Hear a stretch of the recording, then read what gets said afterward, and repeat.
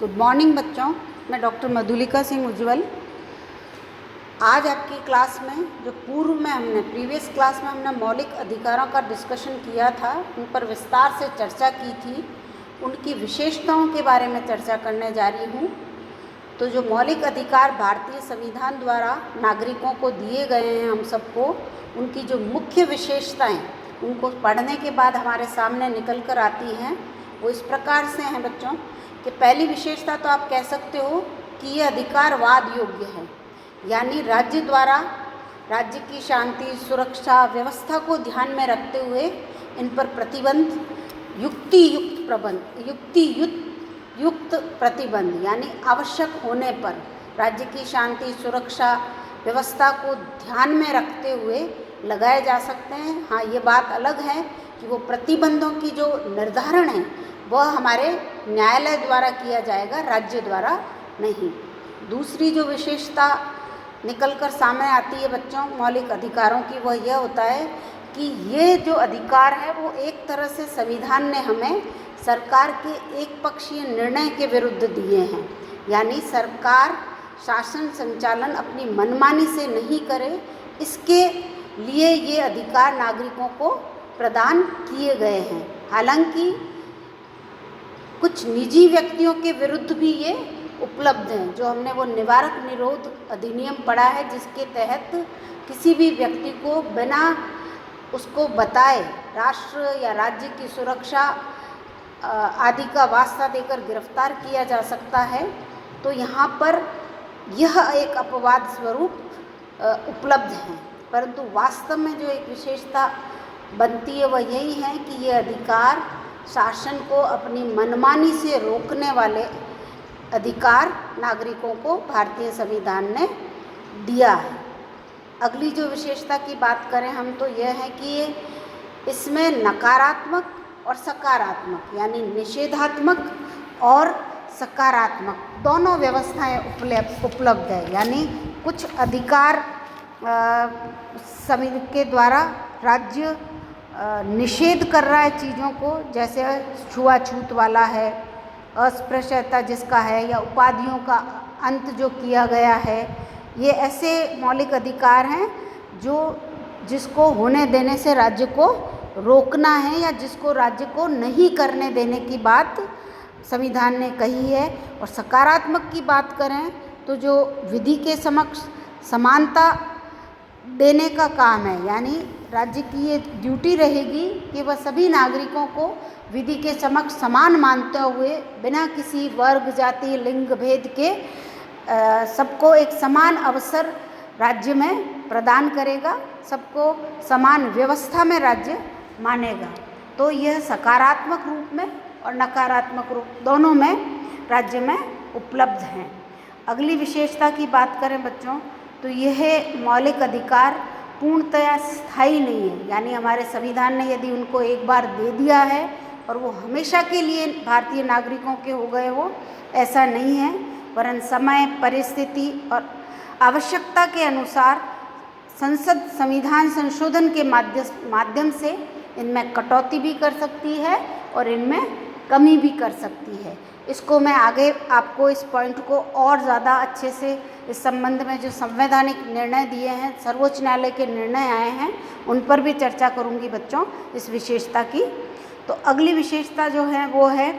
कि राष्ट्रीय आपातकाल के दौरान ये सारे जो मौलिक अधिकार है, सिर्फ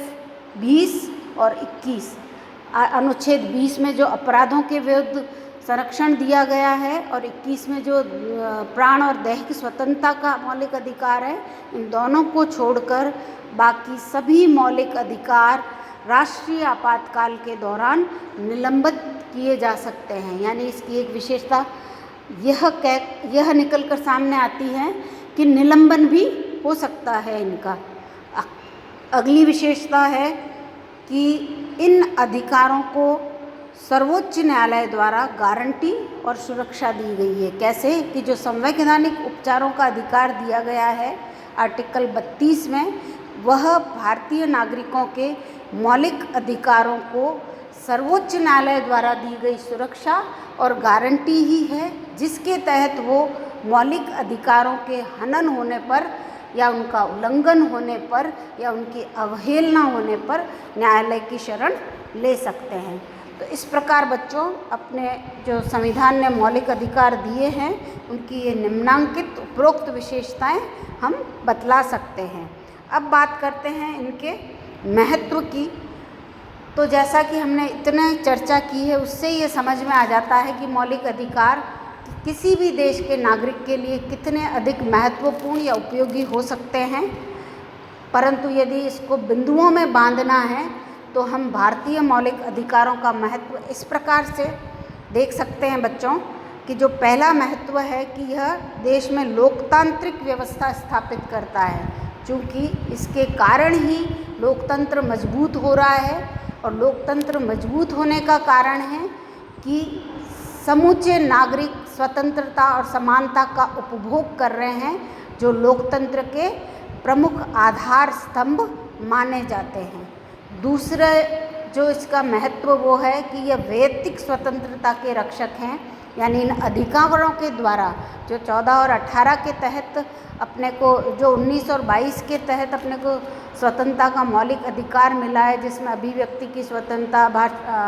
प्रेस की स्वतंत्रता आदि आते हैं। इसके कारण ही प्रत्येक नागरिक को अपने विचार व्यक्त करने की जो आज़ादी मिली है वह इनके महत्व और उनकी उपयोगिता में वृद्धि करने वाला है, या यही इसका महत्व है कि कोई भी नागरिक अपनी अंतःकरण की चेतना से अपने विचारों को अभिव्यक्त कर सकता है। अगली जो महत्व है इसका मौलिक अधिकारों का वह हम यह बता सकते हैं कि देश के में विधि के शासन की व्यवस्था करते हैं। ये मौलिक अधिकार देश में एक विधि के शासन की व्यवस्था इस तरह से करते हैं कि बिना धर्म, जाति, लिंग के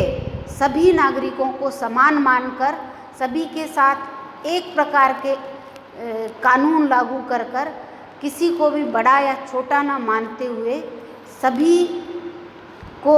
न्याय के उचित अवसर प्रदान करता है। और इस तरह से विधि के शासन की व्यवस्था भी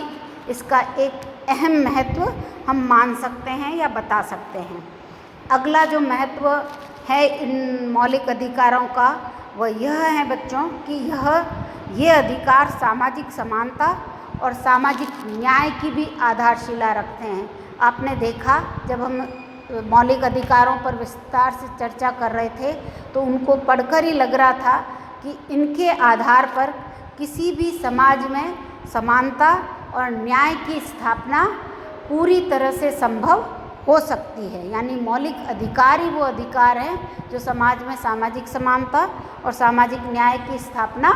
कर सकते हैं। अगले महत्व की बात करें बच्चों तो वो है कि ये अधिकार जो समाज में कमज़ोर पिछड़ा वर्ग है या जो अल्पसंख्यक है, यानी जो संख्या में अधिक नहीं है, उनकी भी रक्षा करता है, उनके हितों की भी रक्षा करता है। यानी समाज के बहुसंख्यक संप्रदाय द्वारा या वर्ग द्वारा इनको प्रताड़ित न किया जाए या उनसे ये अपने आप को निम्न न समझे, इसके लिए भी मौलिक अधिकारों में पूरी व्यवस्था की गई है बच्चों। अब बात करते हैं अपन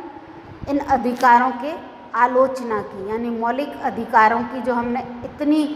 तारीफ़ें की है या इनके इतना महत्व, उपयोगिता, विशेषताएं बताई है, उनके आधार पर ही, या आप कह सकते हो जितना भी हमने मौलिक अधिकारों की चर्चा की है उनके आधार पर ही हम जब इसकी आलोचना की बात करते हैं बच्चों तो उनको पढ़ने के बाद ही हमें समझ में आ जाता है कि हाँ, इन अधिकारों में कहाँ कहाँ कमियाँ हैं और वो कमियाँ ही इनकी आलोचना का आधार बनी है। तो इनकी आलोचना हम इस प्रकार से निम्नांकित बिंदुओं में करेंगे बच्चों कि मूल अधिकार में जो असंख्य तो अपवाद हैं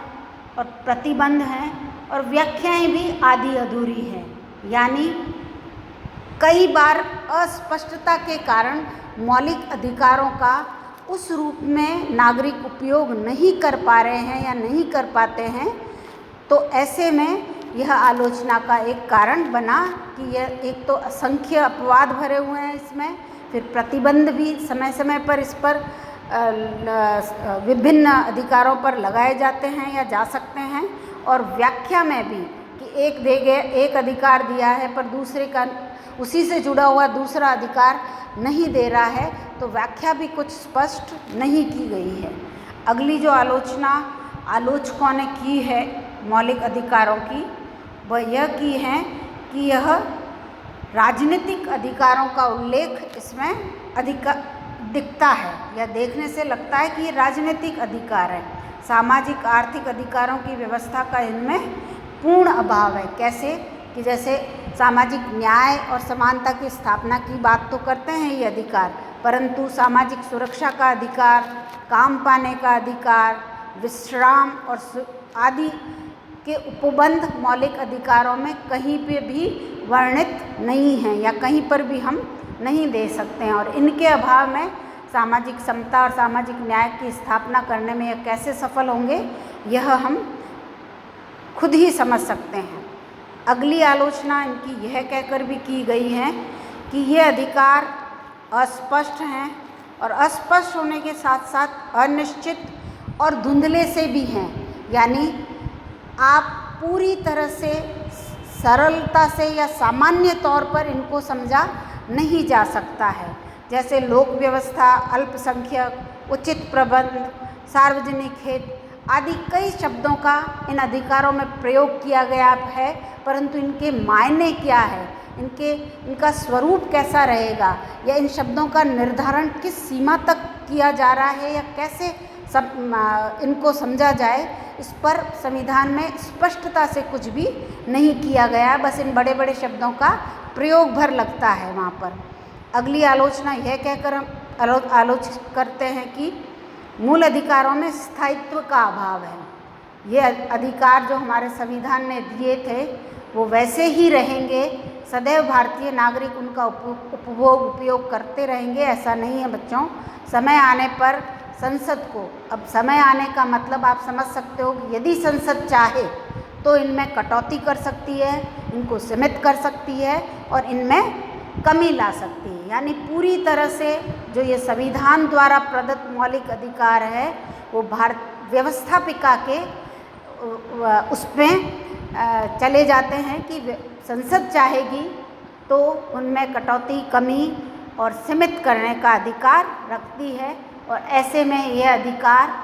जिस रूप में संविधान द्वारा हमें प्रदान किए गए थे, या जिसको ध्यान में रखकर हमको प्रदान किए गए थे, उस रूप में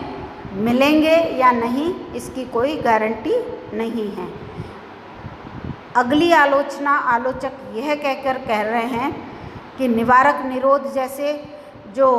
अधिनियम या जो प्रबंध रखे गए हैं, जो उपबंध रखे गए हैं हमारे इस मौलिक अधिकार के तहत, वह एक्चुअल में जो मौलिक अधिकारों को देने की जो मूल भावना थी, जिससे कि कोई भी नागरिक अपना स्वतंत्रता स्वैच्छिक होकर विकास कर सके, उसके ही विरुद्ध है। क्योंकि इसके तहत, जैसा कि मैंने पूर्व में भी बताया बच्चों, कि निवारक निरोध के तहत किसी भी व्यक्ति को अपराध होने से पूर्व ही गिरफ्तार किया जा सकता है। यानी इसका उद्देश्य अपराध करने के बाद सज़ा देना नहीं, वरन अपराधी को अपराध करने से रोकने का है, ऐसा प्रावधान संविधान ने रखा है। हालांकि इसका समय समय पर दुरुपयोग भी सरकारों द्वारा किया गया है या किया जाने की पूरी संभावना रहती है। ऐसे में आलोचक इस अधिनियम के कारण जो मौलिक अधिकार की मूल भावना है उसको ख़त्म होना मानते हैं। अगली आलोचना हम यह कहकर कर सकते हैं, या आलोचकों ने भी यह कहकर की है, कि मौलिक अधिकारों के उल्लंघन, अवहेलना होने पर इन अधिकारों को न्यायालय द्वारा सुरक्षा की गारंटी तो दी गई है बच्चों, परंतु वो न्यायालय द्वारा दी गई सुरक्षा की गारंटी की जो प्रक्रिया है वो इतनी लंबी होती है कि नागरिक चाहकर भी उस न्यायिक प्रक्रिया में नहीं पढ़ना चाहता है। महंगी, लंबी होने के साथ साथ वो कई बार सामान्य नागरिकों के लिए महंगी भी साबित हो सकती है। तो ऐसे में जो न्यायालय की सुरक्षा की गारंटी अधिकार देते हैं, मौलिक अधिकार, वह किस काम के हैं? तो उपरोक्त आलोचनाएं भारतीय संविधान में प्रदत्त मौलिक अधिकारों की हमारे जो आलोचक हैं वो बच्चों करते हैं। अब हम बात करते हैं बच्चों कि जो भारतीय संविधान में ये मौलिक अधिकार दिए गए थे उनके संबंध में जो हमने अभी एक पॉइंट डिस्कस किया था कि इसके तहत जो स्थायित्व वाला बात है कि भाई ये स्थायी नहीं है, वरन इनको कभी भी संसद द्वारा सीमित और कटौती की जा सकती है या इनको स्थगित भी किया जा सकता है। तो इसके संबंध में जो सर्वोच्च न्यायालय के महत्वपूर्ण निर्णय आए हैं, जिनमें संसद, सर्वोच्च न्यायालय और मौलिक अधिकार, इस पर अपन बात करें तो जो महत्वपूर्ण निर्णय आए हैं संसद के द्वारा,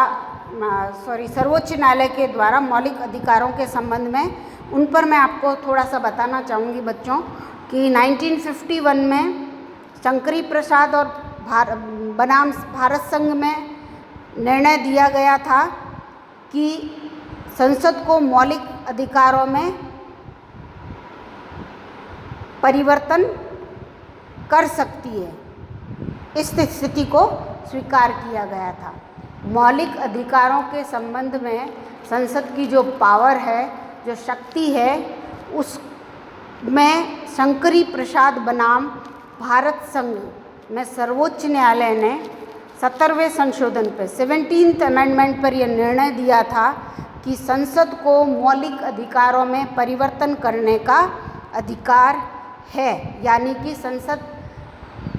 आवश्यकता पड़ने पर, परिस्थिति उत्पन्न होने पर